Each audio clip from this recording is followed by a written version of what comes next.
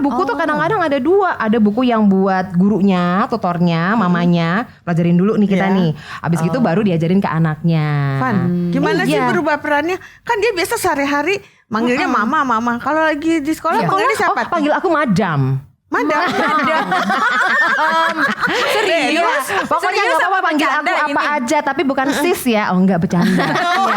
Iya, tetap panggil aku mama. Ayu, kapan kita ke Bogor? Ayo ke Bogor. Aku yes. Itu kan? Aku yes banget ke Bogor. Aku yes. By the way kita tuh nanam apa panen sih? Nanam, petik. Oh petik. Tunggu. Ini mau kemana? Ini mau kemana sih? Ini mau metik-metik di mana? Metik kangkung. Sebentar gitu. Bisa kita makan. Bawa topi dong kita. Kita harus dress code-an. Kita harus dress code-an. Tolong, kita harus dress code-an. Biar seru. Iya, benar. Kalau di outdoor pasti jangan hijau dong ya. Dia enggak boleh hijau ya? Bentar. Aku mesti siapin ini materi buat homeschool anakku. Bentar. Sebentar. Homeschool apaan? Ya homeschool sih. Ya jadi kita ngobrol apa? Homeschool. Homeschooling kali lebih cocok. Ya udah kita ngobrol deh. Yuk.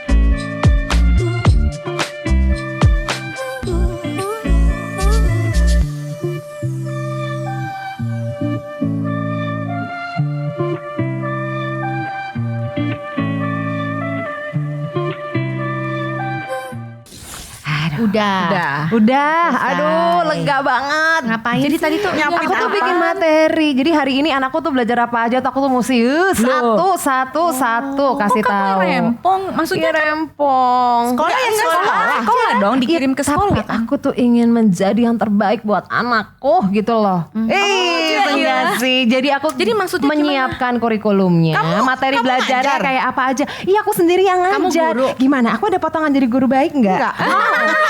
Enggak ya. Gak sangka. Jadi aku yang ngajarin anakku ngajarin anakmu sendiri. Terus anakmu nggak kamu kirim ke sekolah? Anakku nggak aku kirim ke sekolah. Jadi aku ajarin sendiri. Tadinya pas usia anak-anak aja kan masih gampang-gampang tuh. Sekarang anakku udah SD, keterusan deh. Nggak repot ya? Bukannya lebih enak anak dikirim ke sekolah? Ya gitu deh. Kadang-kadang kayak tadi kan kita lagi asik-asik mau pergi. Aku langsung balik-balik mau nyiapin itu. Jadi kan rempong sedikit. Aku kira ya anak ditaruh di homeschooling tuh ada gurunya juga. Cuman dia gimana?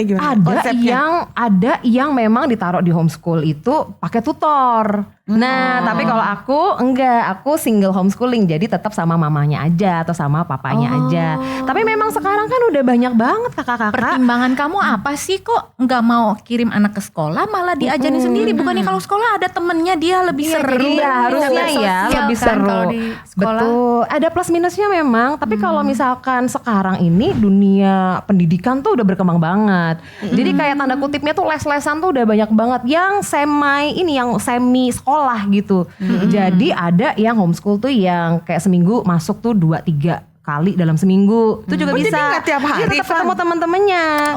Sekolah tapi gak tiap hari. Tapi pendidikannya, kurikulumnya apa segalanya tetap mamanya gitu. Kurang lebih kayak gitu. Dan sekarang homeschool itu banyak banget ininya, komunitasnya. Jadi anak-anak kita tetap bisa main sama mereka. Iya. Terus saling kamu berbagi. Kenapa pilih homeschooling? Nah, sebenarnya ada 2 hal nih. Yang pertama tuh karena kayaknya faktor ini situasi. Nah, aku sama suamiku waktu itu kan mobile ke sana sini, bisa kayak di Surabaya 2 minggu, nanti di Semarang seminggu kayak gitu. Nah, pas anakku kecil, ya udah deh daripada masuk ke TK sering bolos. Faktor irit. Nggak mau rugi jauh. Jadi akhirnya aku homeschoolingin. Hemat jauh sebetulnya. Sebetulnya ya kalau misalkan kita mau pilih yang yang mewah gitu ya homeschoolnya sekolah untuk preschoolnya. Nah, tapi yang kedua juga aku berpikir bahwa iya ya soal nilai-nilai kan kita kayak berpikir lagi kayak apa sih belajar, apa sih sekolah gitu. Anak yang ke sekolah kadang-kadang dia nggak semuanya. Belum tentu dia belajar kan. Seharian tuh kayak dapat pelajaran tuh materi banyak banget. Malah bikin gitu. dia kusut. Dia bingung, Dia nggak pusing. Makanya kita sering denger kan, kayaknya nggak ada yang kita pelajarin di sekolah susah nih, nggak ada yang kita bisa praktekin nih di dunia kerja atau mana. Nah kalau homeschooling itu kita kayak punya banyak pilihan, kurang lebih kayak gitu. Tapi tetap ada kurikulumnya, Terus kamu tetap harus didaftarin itu juga. bisa ngajarinnya. Kadang-kadang Di tren kamu enggak. jadi masih belajar dulu Iya, dong. kadang-kadang aku putus asa. Kadang-kadang aku putus asa. Aku lelah sekali karena pelajaran anak sekarang kan susah-susah ya. Yang SMA apalagi iya. SD aja Kalau SD kan udah makin udah belajar lagi susah dong. banget gitu. Tapi lama-lama aku juga belajar lagi. Mamanya belajar dulu, Iya, belajar ngajarin dulu. anaknya. Karena buku tuh kadang-kadang ada dua. Ada buku yang buat gurunya, tutornya, mamanya. Pelajarin dulu nih kita Iya. nih. Abis itu baru diajarin ke anaknya.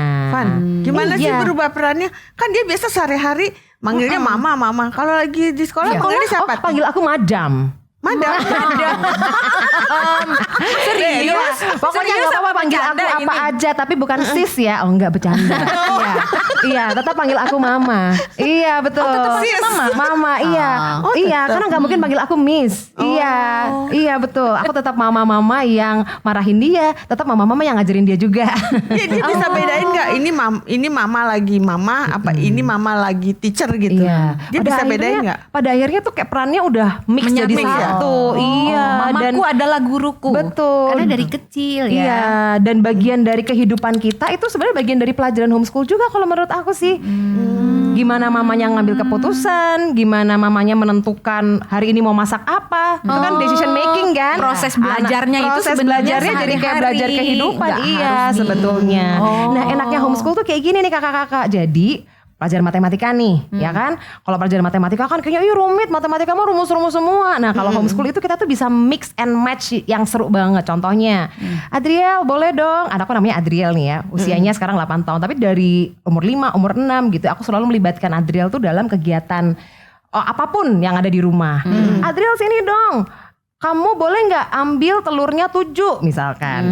Ambil tuh 7. Nah dipisahin dulu ya. Nah yang akan kita pakai sekarang telurnya 2. Nah kalau kita mau bikin omelet 2, berarti kalau satu omelet itu butuh 1 telur berapa? Jadi kayak dikali-kaliin gitu sendiri gitu. Coba dihitung Jadi sendiri. langsung menerapkan Langsung matematika praktik. dalam keseharian. Iya. Kalau misalkan maminya tadi butuh telurnya 4, berarti yang 7 tadi dikurangin berapa? Kan dia udah belajar kan sambil ngambilin itu tadi Iya, misalkan.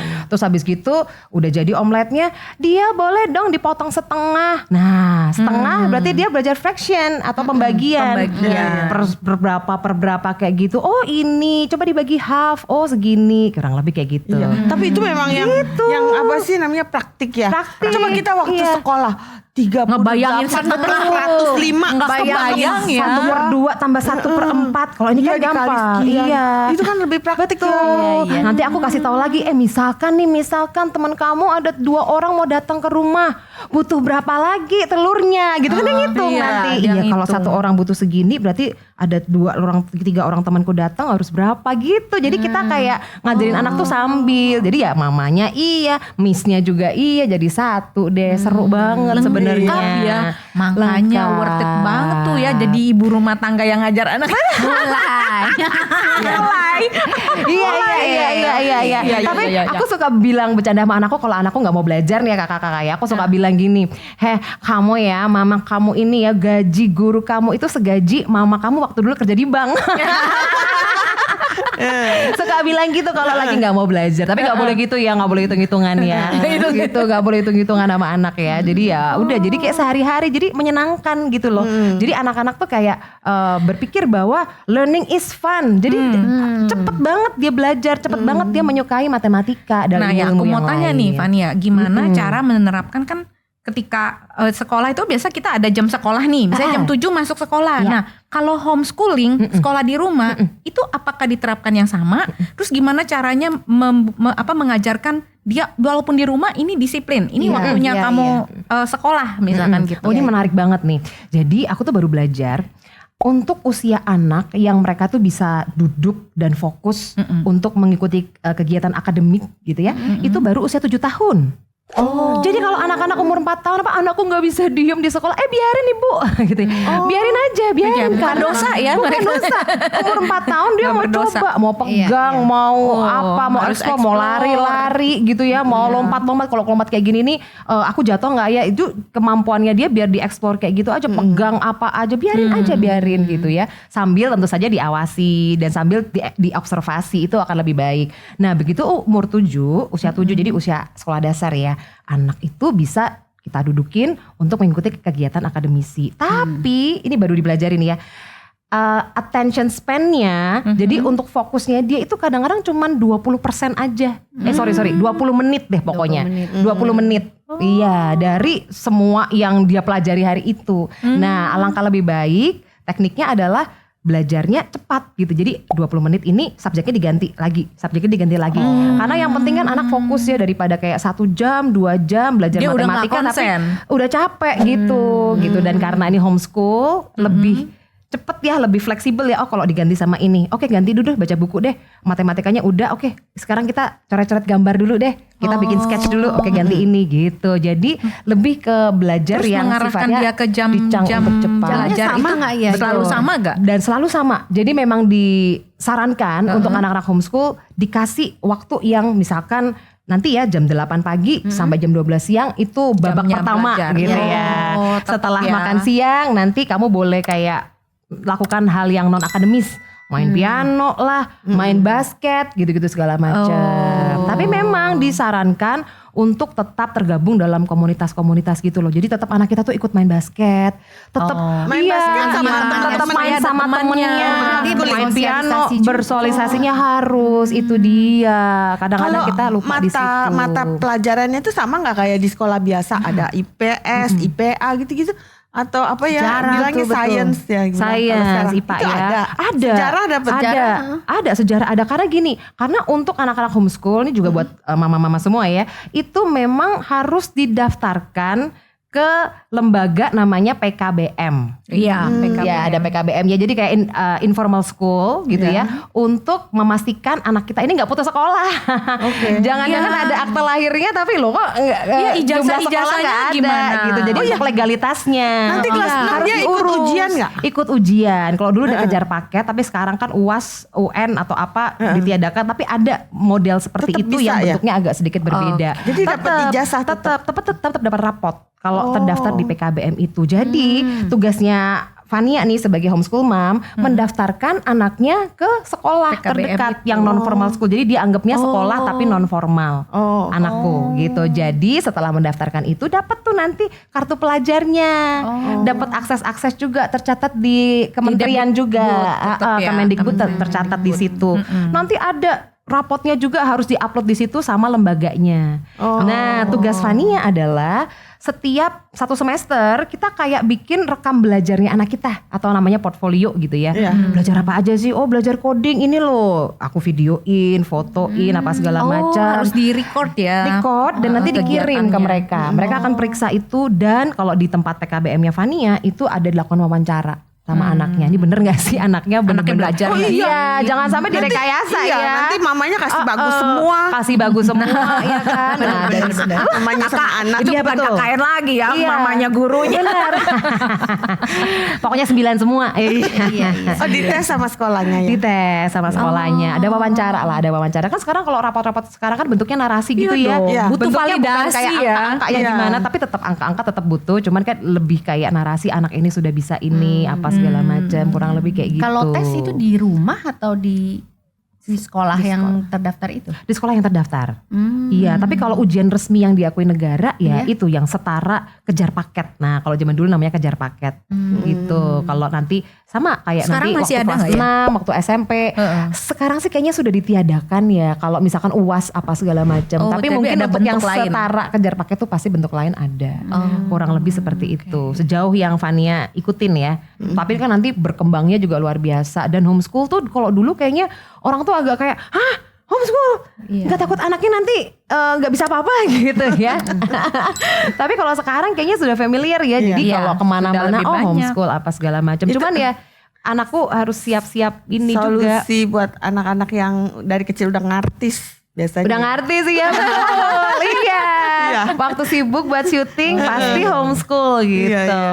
Iya. Dan Dan fleksibel jadi ya. betul. Anggapan orang kan gitu ya, kalau misalkan Fania ajak anak Fania nih, kayak ikut Fania kemana, meeting apa segala macam, selalu pertanyaan orang-orang, kok nggak sekolah gitu, kok nggak sekolah, kadang-kadang kayak gitu. Dan itu Adriel udah dari kecil kayaknya udah terbiasa dengan pertanyaan-pertanyaan kayak gitu.